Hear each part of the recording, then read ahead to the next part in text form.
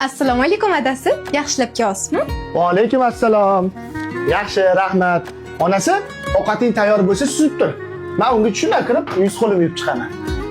Xo'p bo'ladi.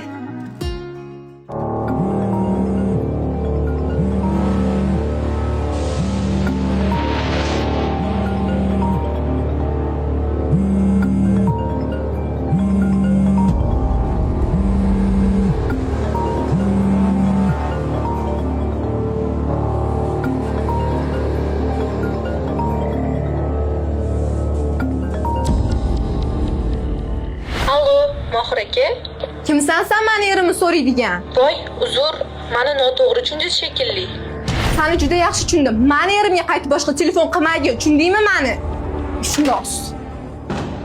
Tinchlikmi onasi? Kim bilan baqir-chaqir gaplashyapsiz?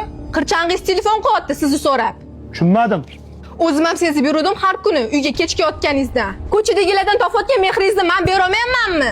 Sen meni noto'g'ri tushunyapsan. Men hammasini to'g'ri tushunib turibman. Menga bahona qilmang. Xo'p onasi.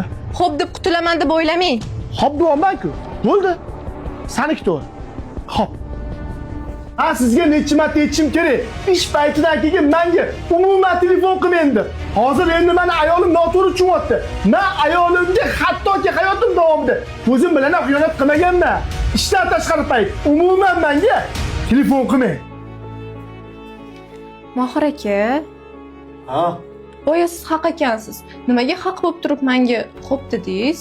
Oilada janjal bo'lganda, er yoki xotinning bittasi past kelib xo'p demasa, nimalar bo'ladi? Nima bo'ladi? Bu narsa borib birinchi o'rinda ajrimga olib keladi. Guldek, shirindan shirin farzandlarni tirik yetim bo'lib qolishiga olib keladi. Seni ham, meni ham yosh katta otamizni, onamizni yuraklari siqilishiga olib keladi. Boya men senga xo'p deb bitta past kelganim, men sendan qo'rqqanim uchun emas. Hammasi guldek oilamni saqlab qolish uchun.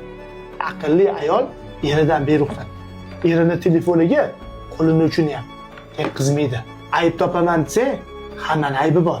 Keyin ishonch bo'lmagan joyda oila mustahkam bo'lmaydi. Kech bo'lmasdan ko'zingni och, aqlingga qo'yonasi. Uzr adasi, ozgina yoshlik qilib xato qilib qo'ydim. Sizni video haqida fikringiz qanaqa? Ayol kishi erini ruxsatsiz telefonini olib tekshirishi to'g'rimi yoki noto'g'ri? Fikringizni kommentariyada yozib qoldiring. Sizning fikringiz biz uchun juda ham muhim.